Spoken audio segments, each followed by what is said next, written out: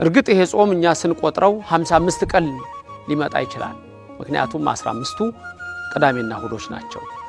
ከሰባቱ አጽዋማት አንዱ የሆነውን አብይ የተባለውን ታላቅ ጾም እንጀምራለን። ይሄ ጾም አብይ ተብሏል። መድኃኒታችን ኢየሱስ ክርስቶስ ስለ ጾመው ነው። ይሄ ጾም የሁዳዴ ጾም ይባላል። ሁዳዴ የሚለው ቃል ሁዳድ ከሰፊ እርሻ ጋር የተመሳሰለ ነው። ሰፊ እርሻ ብዙ ፍሬ ብዙ በረከት ይገኝበታልና የሁዳዴ ጾም ተብሎ ይታሰባል።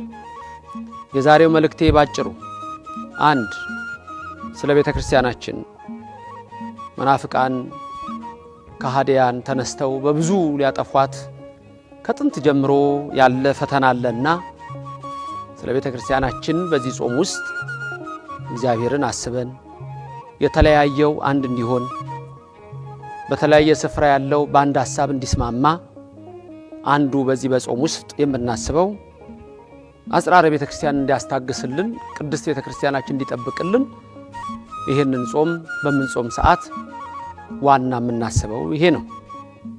ሌላው ሁለተኛው ይሄንኑ የመሰለ ነው። ይሄም የሀገራችን ጉዳይ ነው። የኢትዮጵያ ጉዳይ ነው። በዚህ ጾም ውስጥ እግዚአብሔርን ልንለምነው የሚገባው አንዱ እግዚአብሔር ምሕረትን እግዚአብሔር ቸርነትን ሰጥቶ ልክ ባለፈው ስናስበው የነነዌን ጾም እንዳሰብን እግዚአብሔር እንደ ደመና መጥቶ የነበረውን ሰዓት ገፎ እንደወሰደላቸው ይልቁንም በዚህ በአብይ ጾም ደግሞ ምሕረቱንና ይቅርታውን ቸርነቱንና በጎነቱን ለምነን አዎ የሰላም ሀገር ይኖረን ዘንድ ሁሉ ጊዜ ልንጸልይ ይገባል።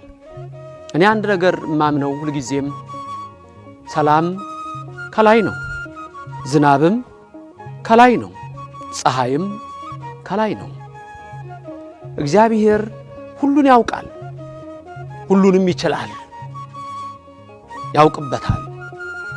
እንድንሞት የሚያደርግ እግዚአብሔር እንድንወለድም መጀመሪያ ያደረገ እሱ ነው። ይሾማል፣ ይሽራል፣ ይተክላል፣ ይነቅላል። ሁሌም ደግሞ ትክክል ነው እግዚአብሔር። ስለዚህ በዚህ ጾም ውስጥ አንዱ የምናስበው አገራችንን የምሕረት ሀገር፣ የሰላም ሀገር፣ የፍቅር ሀገር እንዲያደርግልን በምሕረት አይኑም እንዲመለከተን ነው። ሌላው በተለያየ ቦታ በስቃይ በመከራ ያሉ በእስር ቤት ውስጥ የሚንገላቱ ሰው ቤት ውስጥም ሆነው ሰው ቤት እስር ቤት የሆነባቸው ወገኖቻችን በተለያየ ዓለም ላይ የተበተነው ሕዝባችን ባሉበት እግዚአብሔር መልካም የሆነውን ነገር ያደርግላቸው ዘንድ መጸለይ ነው። ሌላው ስለ ራሳችንም መጸለይ ነው። እግዚአብሔር ሕይወታችን እንዲባርክ ኑሯችን እንዲቀድስ ፍቅርና ሰላም እንዲሰጠን ሁሉ ጊዜ ልንማጸነው ይገባል። ይሄ አብይ ጾም አብይ ነው ብያችኋለሁ። ጌታ የጾመው ነው። 40 ቀን 40 ሌሊት ጾመ ብሎ ማቴዎስ ምዕራፍ 4 ቁጥር 1 እንደሚነግረን ጌታችን ኢየሱስ ክርስቶስ ከተጠመቀ በኋላ ሳይውል ሳያድር ወደ ቆሮንቶስ ገዳም ሄዶ 40 ቀን 40 ሌሊት ጾሟል። እርግጥ ይሄ ጾም እኛ ስንቆጥረው 55 ቀን ሊመጣ ይችላል። ምክንያቱም 15ቱ ቅዳሜና እሁዶች ናቸው። በጠዋት ቁርስ ስለሚበላ ስለማይጾሙ ከ55 15ቱ ሲነሳ 40 ይሆናል። አባቶቻችን ይህን ስራ ሰርተዋል። ሌላም ትርጉም አለው። ለአሁን ግን ይህን ነው የማስተላልፈው።